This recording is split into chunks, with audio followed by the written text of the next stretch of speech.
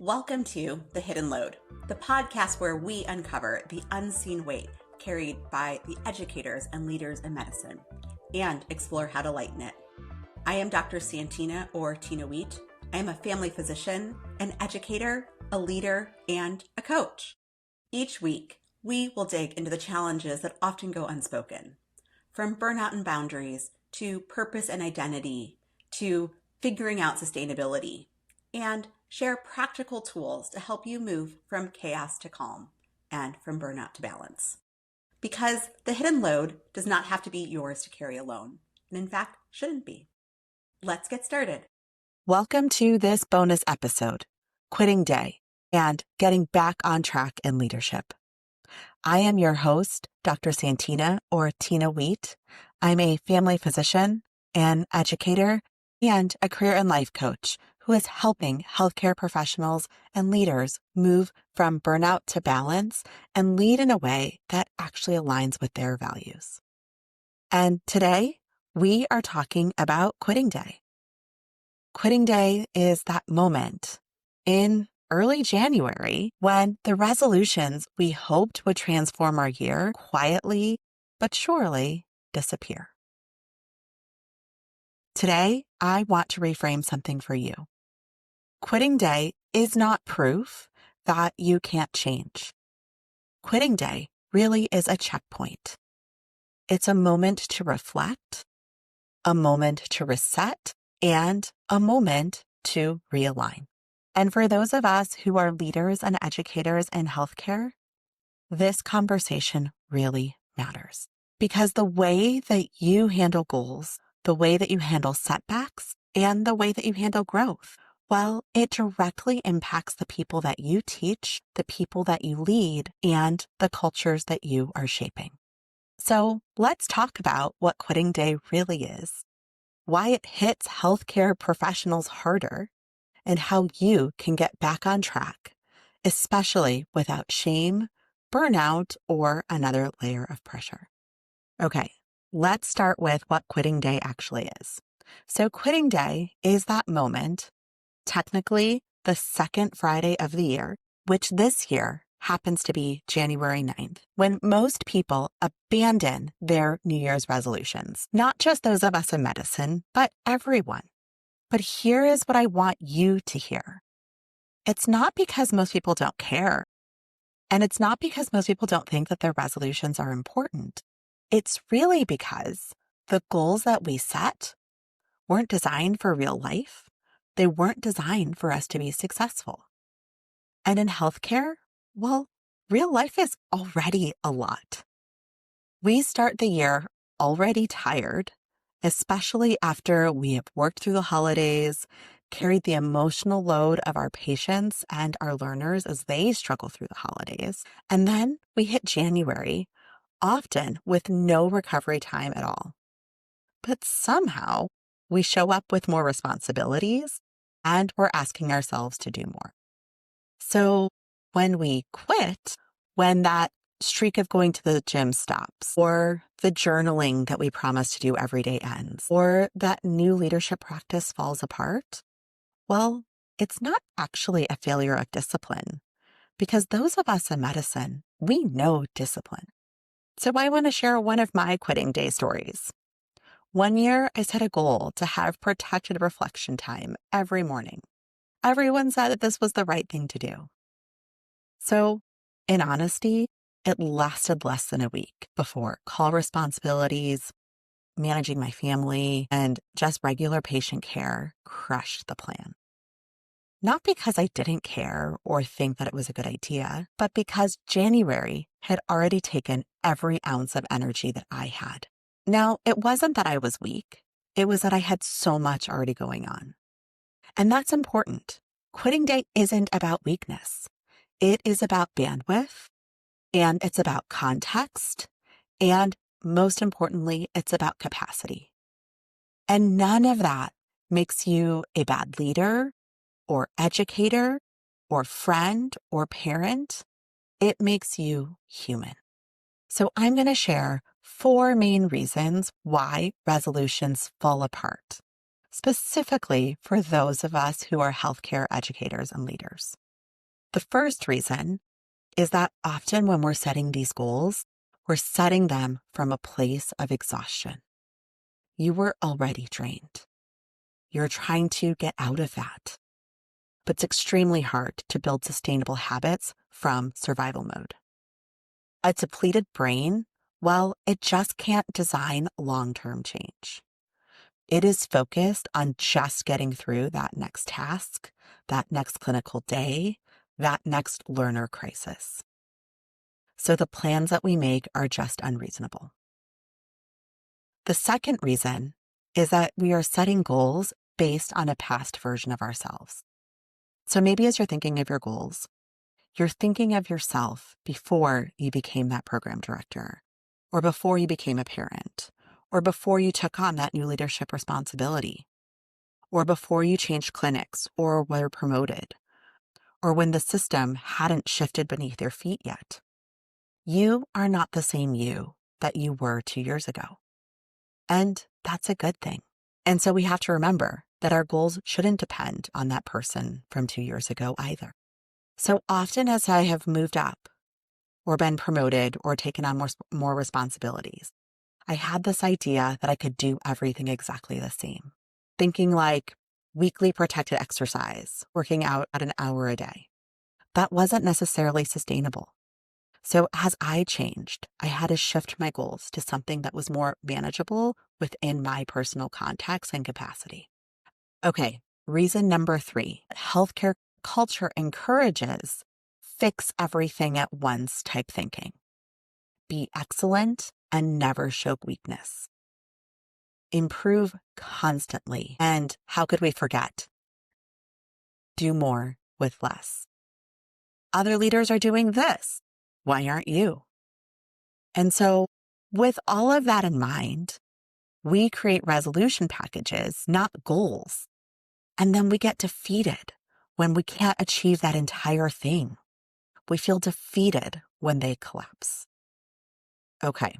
And then number 4 is because your goals were based on expectations, not on values. Our goals rooted in pressure will evaporate the second life gets busy. Goals rooted in values can bend, they can adapt, and they can still move forward, even when there's bumps in the road. This is especially important for leaders. When you set goals from expectations, then you're modeling perfectionism. And we know that that's a recipe for failure. So when you set goals from values, then you are able to model alignment. And not only are you more likely to succeed, you're more likely to do so in a way where you feel fulfilled. So if you've been caught up by quitting day, or are feeling like the goals that you already set aren't making sense anymore, you don't need a new year to start again. You just need a new moment. We know that healthcare runs on irregular schedules, and so your fresh start can use any of those moments. It might be the first day after a call block, or it might be the day that you hand off a leadership project, or it might be the day that you get your energy back, or it might be a Thursday afternoon in February. Whatever it is, it's okay, as long as it's the moment for you. Your growth timeline does not need to match anyone else's. It just needs to be honest. The thing that I have stuck with the most was my exercise practice. And I didn't start it as part of a January 1st resolution exercise. I started it as okay, today's the day I'm going to take me back. It didn't matter that it was a random Thursday. It wasn't the beginning of the week or a specific holiday or the beginning of a month or the beginning of a year. It was just the day that I was ready. It worked better than any specific resolution practice because I had the context, the energy, and the focus that aligned with me that day. So how do we do this? Well, I'm going to share with you a 5-step reset plan. And I want you to think of this as a reset roadmap. Let's start with step number 1. Reflect without judgment. Reflection isn't self-criticism, though it often can feel that way. Instead, reflection is data. I want you to stop and ask yourself, what was I trying to do? And what actually happened? What got in the way? Was it systems or schedules or emotions or expectations? What does that tell me about what it is that I actually need?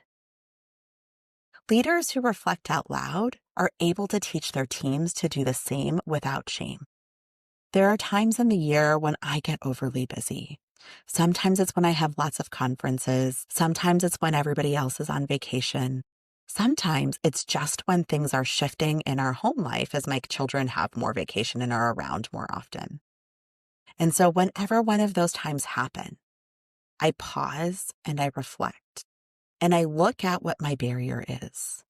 Most often, it is never the motivation.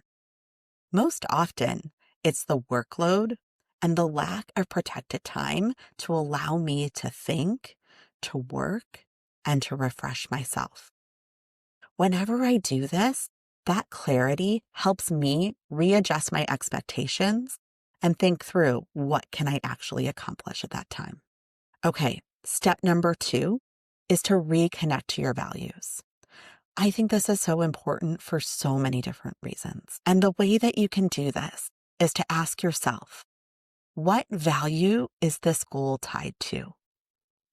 Why does it matter to me as a leader or as a person? Why do I need to do this goal now?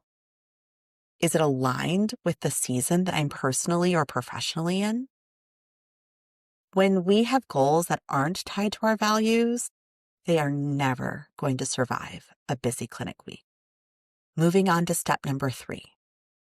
Choose one aligned thing.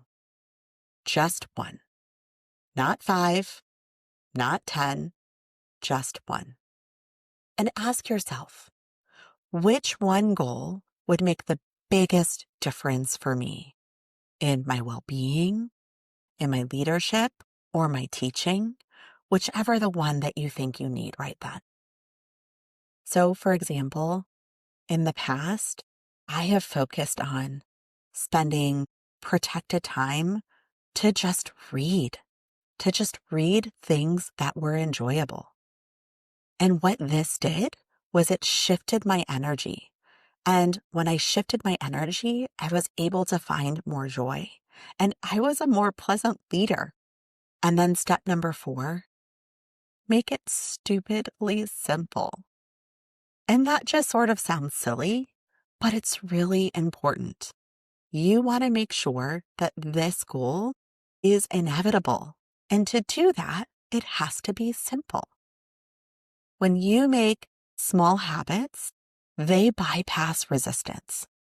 So, for example, maybe it's 5 minutes of reflection, or 10 minutes of movement, or reading one leadership article per week. Or maybe it's 1 hour of protected time weekly for yourself, like I mentioned, to read. Or one boundary per day, or saying one no per week. When you start with something so small, it's actually achievable. And small habits survive healthcare's realities. And then once you have those small habits ingrained, you can add on to them and build and build and build. But before you get there, step number 5 is to build accountability that actually works. Healthcare leaders thrive with their community support, their transparent routines, their clear expectations, and then most importantly, their permission to adapt. You need to have accountability to help you get there. Some of it's going to be internal accountability. Maybe it's the checklist that gives you that little bit of dopamine hit when you check it off. But maybe you need external accountability.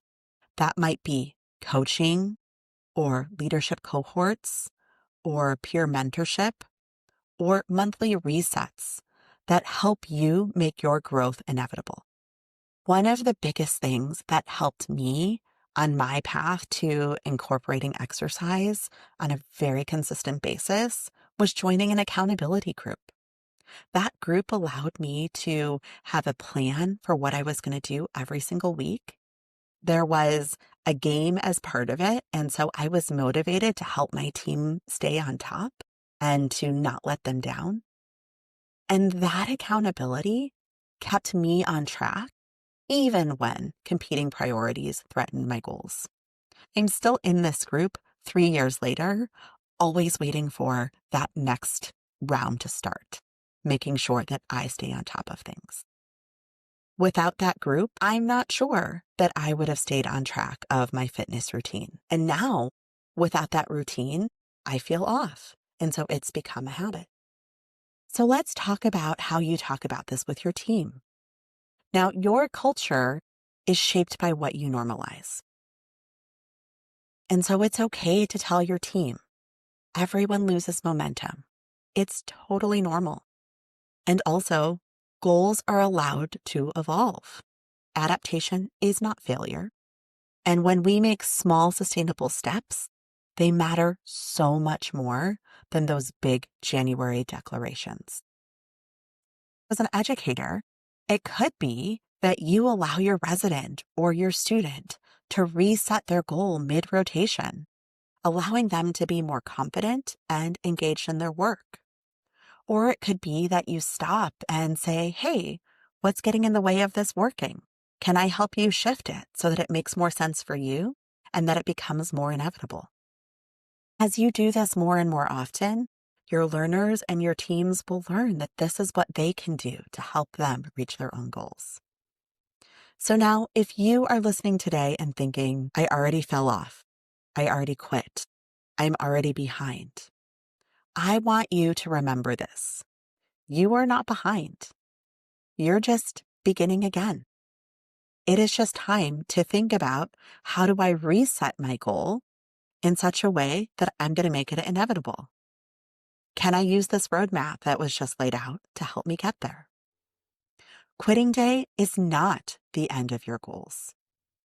Quitting day is the moment that they finally become realistic.